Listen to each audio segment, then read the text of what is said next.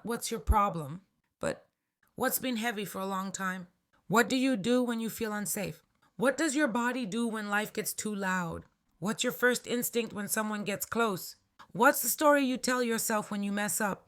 And I'm sitting there thinking, dang, this isn't about proving myself. This is about understanding myself.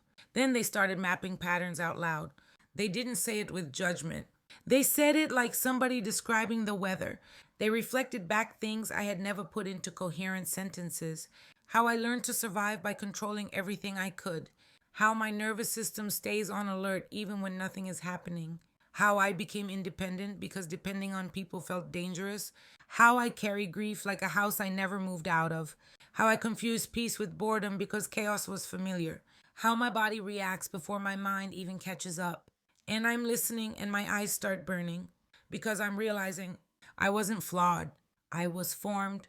I wasn't unstable. I was trained by past pain to stay ready for impact. I wasn't too much. I was holding too much alone. Then came the moment. The evaluator said something, not dramatic, not poetic, just true. They said basically, your responses make sense in the context of what you've lived through.